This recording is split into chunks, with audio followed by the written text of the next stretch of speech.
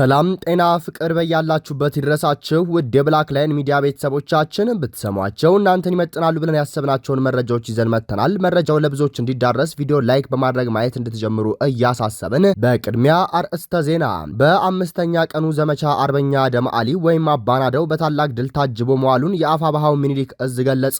በቀዳሚነት እናየዋለን። በማዕከላዊ ኢትዮጵያ ክልል ምስራቅ ጉራጌ ዞን ቡታጅራ ከተማ ትናንት ለተቃውሞ አደባባይ የወጡ ወጣቶች በጸጥታ ኃይሎች ጉዳት ደረሰባቸው። እናስደምጣችኋለን። የጅቡቲ አየር ኃይል ጥር 22 ቀን 2017 ዓ.ም በአፋር ክልል ንጹሃን አርብቶ አደሮች ላይ ስለፈጸመው የድሮን ጭፍጨፋና ተደባብሶ እንዲቀር የኢትዮጵያ የጅቡቲና የፈረንሳይ መንግስት ስላደረጉት የጋራ ትብብር የጥናት መረጃ ይፋ ተደረገ። በዝርዝር እንመለከተዋለን። ውድ የብላክ ላይን ሚዲያ ቤተሰቦቻችን ለፈጣንና ተአማኒ መረጃ የብላክ ላይን ሚዲያን ቴሌግራም ገጽ ተቀላቀሉንም። በአምስተኛ ቀኑ ዘመቻ አርበኛ ደም አሊ ወይም አባናደው በታላቅ ድል ታጅቦ መዋሉን የአፋባሃው ሚኒሊክ እዝ ገለጸ።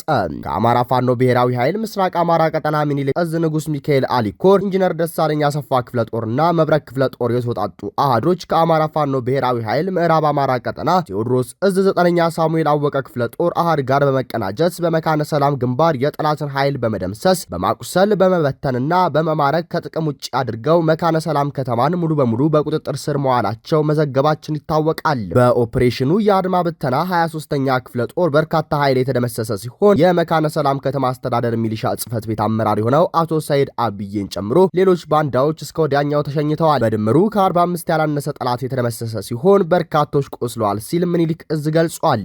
ውጊያው ሲጀመር ራሱን ለመከላከል አስቦ በአየር ማረፊያ በለጋ አማራ ወንዝና በከተማይቱ መሃል በቡድን መሳሪያ የታገዘ ውጊያ የከፈተው ጠላት የጀግኖችን ክንድ ቀምሶ ጥቅም ውጭ ሆኗል። መካነ ሰላም ከተማ ውስጥ የሚገኘው የቦረና ማረሚያ ቤትን በመክበብ ፋኖ ባደረገው ትንቅንቅ በርካታ እስረኞችን ማስለቀቅም ተችሏል። በዚሁ በመካነ ሰላም ግንባር ባለፈው ቅዳሜ የኢንጂነር ደሳለኝ አሰፋ ክፍለ ጦር ጥላውን ፈንታው ብርጌድ ኮሎኔል ሀብታሙ አሰፋን ጨምሮ ሌሎች 3 ባንዳዎችን መማረኩም ይታወሳል። ይህ በእንዲህ እንዳለ የአማራ ፋኖ ብሔራዊ ኃይል ምስራቅ አማራ ቀጠና ሚኒሊክ እዝ ልጅ ኢያሱ ኮር ነጻ ባወጣቸው የሰሜንና የደቡብ ወሎ ዞንና ወረዳ ከተሞች ላይ ሰፊ ህዝባዊ ውይይቶች በማድረግ የከረፋውን የብአዴን መዋቅር እየናደ የራሱን መዋቅር እየዘረጋ ይገኛል ተብሏል። ትናንት በቀን 18 አንደኛ ወር 2018 ዓ.ም በደቡብ ወሎ ዞን አምባሰል ወረዳ ውጫሌ ከተማ ከነዋሪው ጋር ህዝባዊ ውይይት በማድረግ ማህበረሰባዊ የቀጣይ አቅጣጫ ማስቀመጥ ውይይቱ ተጠናቋል ነው የተባለው። በውይይቱ የተነሱ ኮር ሐሳቦች የትግሉ መነሻ ምክንያቶች ምን ነበሩ?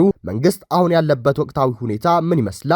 በራስ አስተዳደርና በጸጥታ ጉዳይ የእድር እንዲሁም የእምነት አባቶች ሚናና የትግል እንዴት የራሳችሁ እንደሆነ አምናችሁ ኮትኩታችሁ ታሳድጉታላችሁ በሚሉ አንኳር ጉዳዮች ተነስተው ሰፊ ውይይት በማድረግ ህዝብ ላይ የነበረን የተዛባ አረዳድና ስሁት እሳቤ ለማጥራት ተሞክሯል። በውይይቱም ህዝቡ ደስተኛ እንደነበርና እስከ ዛሬም ዘግይታችኋል በማለት ቁጭቱን በአደባባይ ገልጿል በማለት የአማራ ፋኖ ብሔራዊ ኃይል ሚኒሊክ እዝ ልጅ ኢያሱ ኮር ምክትል ሰብሳቢና የፖለቲካ ጉዳዮች ኃላፊ ገልጿል። የጎንደሬ በጋሻው ክፍለ ጦር ምክትል ሻለቃውን ጨምሮ በርካታ የጠላትን ኃይል ደመሰሰ። የአማራ ፋኖ ብሔራዊ ኃይል አፋባሃ ሰሜን አማራ ቀጠና በላይ እዝ ዳግማዊ ቴዎድሮስ 5ኛ ኮር ጎንደሬ በጋሻው ክፍለ ጦር አካል የሆነችው ቃኘው ብርጌድ የጠላትን ኃይል መስከረም 18 ቀን 2018 ዓ.ም ከጠዳ ከተማ በመውጣት በዙሪያው ያሉ አርሶ አደሮችን ቤት ለቤት በመቀስቀስ ሁላችሁም ፋኖ ናቸው፣ ፋኖ ልጅም አላቸው፣ በምህረት መግባትና ማስገባት አለባቸው እያለ ሲደሰኩር ቆንጆቹ ምክትል ሻለቃውን ጨምሮ አምስቱን ወደ ላይኛው ላይ መለሱ ሸኝቷቸዋል። በርካቶችም ቁስለኛ ሆነዋል ተብሏል። ህብረተሰቡን ለማወናበድ የመጣው የብርሃኑ ጁላ ወንበዴ ሙትና ቁስለኛውን ይዞ በወጣበት እግሩ እየፈረጠጠ ወደ መገጭ ግድብ ተመልሶ ገብቷል ብሏል በላይ እዝም። በማዕከላዊ ኢትዮጵያ ክልል ምስራቅ ጉራጌ ዞን ቡታጅራ ከተማ ትናንት ለተቃውሞ አደባባይ የወጡ ወጣቶች ከጸጥታ አስተባባሪዎች ጋር ባደረጉት ግጭት ሰዎች ሳይቆስሉና ሳይሞቱ እንዳልቀረ የከተማዋ ነዋሪዎች ገለጹ። ወጣቶቹ ትናንት ከፖሊስ ጋር የተጋጩት የሲናኖ ሴራ የተባለው ባህላዊ የሽምግልና ስርዓት የባለቤትነት ጥያቄ ጋር ተያይዞ በተከሰተ አለመግባባት ነው ተብሏል። ወጣቶቹ የከተማዋን ጎዳናዎች በድንጋይና በጎማ ዘግተው መዋላቸውን የዓይን እማኞች ተናግረዋል። በከተማው እስከ ቀኑ 7 ሰዓት ድረስ የተኩስ እሩምታ ይሰማ እንደነበር የጠቀሱት ነዋሪዎቹ የአምቡላንሶች ምልልስም በርቀት ተሰምቷል ብለዋል። በከተማው መረጋጋት ባለመስፈኑ ምን ያህል ሰዎች እንደተጎዱ ለማወቅ አስቸጋሪ መሆኑንም ነዋሪዎቹ ተናግረዋል። ሲናኖ ሴራ የተባለው ባህላዊ የሽምግልና ስርዓት በመስቃንና በዶቢ የቤተ ጉራጌ ማህበረሰቦች መካከል የባለቤትነት ይገባኛል ጥያቄ ሲነሳ መቆየቱ ይታወቃል ሲሉ ምንጮች ገልጸዋል። የጅቡቲ አየር ኃይል ጥር 22 ቀን 2017 ዓ.ም በአፋር ክልል ንጹሃን አርብቶ አደሮች ላይ ስለፈጸመው የድሮን ጭፍጨፋና ተደባብሶ እንዲቀር የኢትዮጵያ የጅቡቲና የፈረንሳይ መንግስት ላደረጉት የጋራ ትብብር የጥናት መረጃ ይፋ ተደረገ። ጥናቱን ያዘጋጀው ጋዜጠኛ ዘካሪያስ ዘላለም ሲሆን ላለፉት 6 ወራት ያተኮርኩበት የምርመራ ስራ መቀመጫውን ደቡብ አፍሪካ በሆነው በዘ ኮንቲነንት ጋዜጣ ቀርቧል ሲል ገልጿል። ጋዜጠኛው ማርያም መሐመድ አብደላ የ8 ልጆች እናት ነች። በአፋር ክልል ሲያሩ ቀበሌ የምትኖረው ማርያም እንዳስረዳችን ጥር 22 ቀን አንድ የአካባቢው ሰው አርፎ የቀብር ስነ ስርዓቱን ለመፈጸም ሰው በተሰበሰበበት ነበር የድሮን ጥቃት የተፈጸመው። በርካታ ሰዎች ተመቱ። ጩኸትና ለቅሶን ሰምታ ለቁስለኞቹ እርዳታ ለማድረስ ከቤቷ ሮጣ ወጣች። ድሮኑ ሁለተኛ ቦምብ አወረደባቸው። ማርያም ተመታ፣ ክፉኛ ተጎዳች። ህጻናትና ሴቶችን ጨምሮ እስከ 8 ሰዎች በሞቱበት ጥቃት ማርያም እና 4 ሌሎች ሰዎች ቆስለው ወደ ዱብቴ ሆስፒታል ይወሰዳሉ። የደረሰባት ጉዳት እጅግ አስከፊ በመሆኑ ለቀዶ ጥገና ወደ አዲስ አበባ ሪፈር ተደረገች። ተጠቂዎቹ በጎሳና በብሔር የሚዛመዱ የኢትዮጵያና የጅቡቲ አፋሮች ነበሩ። በኢትዮጵያ በኤርትራና በጅቡቲ የሚገኘው የአፋር ማህበረሰብ በመሪር ሐዘን የተዋጠበት ሰሞን ነበር። የጅቡቲ መንግስት በበኩሉ የድሮን ጥቃት መፈጸሙን አልካደም። ግን ጥቃቱ የተፈጸመው በራሱ ግዛት አዶርታ በሚባልና ከኢትዮጵያ ድንበር 6 ኪሎ ሜትር የምትርቅ ገጠራማ መንደር ላይ እንደነበርና በአካባቢው ተመድበው የነበሩት የአፋር አሸባሪዎች ቡድን ኢላማ ያደረገ ጥቃት እንደነበርም በነጋታው ባወጣው መግለጫ አብራርቷል። በጅቡቲ መንግስት በሽብርተኝነት የተፈረጀው ቡድን ላለፉት 30 ዓመታት በሁለቱ ሀገራት ድንበር አካባቢ የሚንቀሳቀስ ፍሩድ የሚባለው የአፋር ታጣቂዎች ስብስብ ነው። በቁጥር የተወሰኑ ሲቪሎች የጥቃቱ ሰለባ እንደነበሩ አረጋግጫለሁ ያለው የጅቡቲ መንግስት የሰብአዊ እርዳታ ቡድን ወደ ስፍራው እንደላከና ለወደፊት በሲቪሎቹ ላይ ጉዳት እንዳይደርስ የጅቡቲ መንግስት ገለልተኛ ምርመራ እንደሚያከናውንም ቃል ገባ። ኢትዮጵያውያን ጋዜጠኞቻችን ደግሞ ጥቃቱ በኢትዮጵያ ምድር መፈጸሙንና በአካባቢው አንድም ታጣቂ እንዳልነበር አድርገው ነው የዘገቡት። አዲስ ስታንዳርድ ጥቃቱ በአፋር ክልል ሲያሩ ቀበሌ እንደተፈጸመ የዓይን እማኞችን ጠቅሶ ዘገበ። የጅቡቲ ፕሬዝዳንት ቃል አቀባይ አሌክሲ መሐመድ ጥቃቱ ኢትዮጵያ ተፈጸመ ስለሚለው ዘገባ በኤኤፍፒ ተጠይቀው ለጅቡቲ ክፉ በሚመኙ አካላት የተሰራጨ ሐሰተኛ መረጃ ነው ብለው ገለጹት። የገለልተኛ ምርመራቸውን ውጤትም በትዕግስት ጠብቁ አሉን። የኢትዮጵያ መንግስት በበኩሉ በጉዳዩ አስተያየት ከመስጠት ተቆጠበ። ዜጎቹ በጎረቤት ሀገር ተጨፈጨፉ የሚሉ ሪፖርቶች ከሀገር ውስጥ ሚዲያዎችና ከዩቲዩበሮቻችን እየተበራከቱ መጡ። በሁለቱ ሀገራትና በዲያስፖራው የሚገኙ የአፋር አክቲቪስቶች ተቃውሟቸውን በማህበራዊ ድረገጾች አሰሙ። በጅቡቲ የሰብአዊ መብት ተሟጋቾች ስብስብ በተመሳሳይ ጥቃቱ በኢትዮጵያ ምድር መፈጸሙን እንደደረሱበት ገለጹ። ከብልጽግና ፓርቲ ዝምታውን የሚሰብር ከፍተኛ ባለስልጣን ግን አልተገኘም። ዓለም አቀፍ ተደራሽነት ያላቸው ሚዲያዎች እጅግ በሚያሳዝን ሁኔታ ከጅቡቲው መንግስት ቃል አቀባይ ጋር የተደረገው ቃለ ምልልስን ብቻ ይዘው ዘገባቸውን አቀረቡ።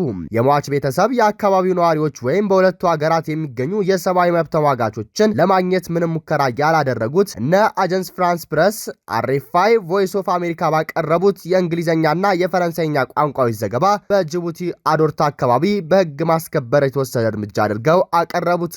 የአፋር ህዝብ በቁጥር አነስ በማለቱና ከኢትዮጵያ መንግስት ምንም አይነት ተቃውሞ ባለመምጣቱ በታላላቅ ዓለም አቀፍ ተቋማት የሚገኙ ኤዲተሮች የጅቡቲ መንግስት ትረካ ይዘው ዜናቸውን ለመስራት የወሰኑ ይመስላል። መድረኩ በነ አሌክሲ መሐመድና የጅቡቲ መከላከያ ሚኒስትር ሲያዝ የህዝብና የተጠያቂዎች ድምፅ ታፍኖ ቀረ። የምርመራውን ሂደትም ስንመለከት ጥቃቱ ኢትዮጵያ ይፈጸም ጅቡቲ ይፈጸም ገለልተኛ ለሆነ የውጭ ሰው እርግጠኛ መሆን አስቸጋሪ ነበር።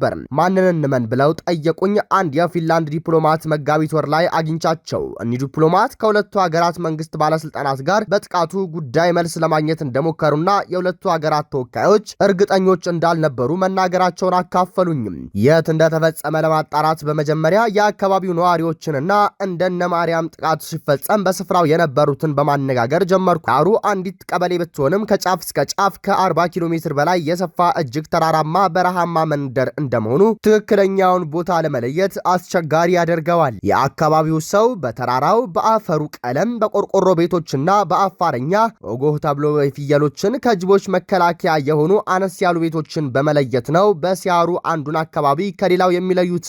በሳተላይት ምስል የመኪና መንገድ፣ የኤሌክትሪክ ገመዶች፣ ፎቆችን በመለየት ለዓመታት ለሰራን ጋዜጠኞች እጅግ አስቸጋሪ ያደርገዋል። ጥቃቱን ለመዘገብ ወደ ክልሉ ያመሩ ውስን ጋዜጠኞች ቢኖሩም አብዛኞቹ ከሰመራ ወይ ከዱብቲ ከተሞች አልፎ አልሄዱም። እነኚህ ደግሞ ከጥቃቱ ስፍራ እስከ 150 ኪሎ ሜትር ርቀት ላይ የሚገኙ ናቸው።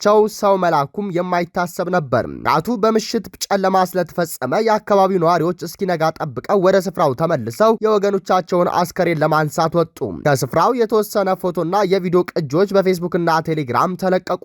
ብዙዎቻችን ለማየት እጅግ የሚዘገንኑ ፎቶዎች አይተናል። ሴቶች፣ ህጻናት ሳይቀሩ መሞታቸውን የሚያሳዩ ነበሩ። ከህዝብ በሰበሰብኩት መረጃ የጥቃቱ ስፍራ ጅቡቲ ከሚገኘው ግዙፉ ዲዳሊሌ የተሰኘው ተራራ በስተ ምስራቅ መሆኑንና አዳጎሉና ቦኖ ካለህ በተባሉ ተራራዎችም እንደተከበበም ተነገረኝ። ተራራዎቹን መለየት አስቸጋሪ ቢሆንም ከዚህ በፊት በትግራዩ ጦርነት የማህበረ ዴጎችን ጭፍጨፋ ለመለየት ተመሳሳይ ስራ ተሰርቷል።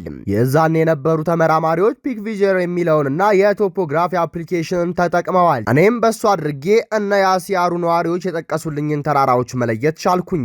ከፌስቡክ የሰበሰብኳቸው ምስሎችን ይዤ በአንድ የ26 ሴኮንድ ቪዲዮ የሚታይ የተራራዎች ሰንሰለት ለመለየት የሳተላይት ምስል ፍለጋ ጀመርኩኝ። ከወራት በኋላም ደረስኩበት እያለ ይቀጥላል ዘካሪያስ ዘላለም። ውድ የብላክ ላይን ሚዲያ ቤተሰቦቻችን የዕለቱ መረጃችን ይህንን ይመስል ነበር። ቻናሉን ሰብስክራይብ በማድረግ ቤተሰብ ይሁኑን። ለፈጣንና ታማኝ መረጃ የብላክ ላይን ሚዲያ ቴሌግራም ገጽ ዲስክሪፕሽን ላይ ስለሚገኝ ተቀላቀሉን። ሰናይ ጊዜ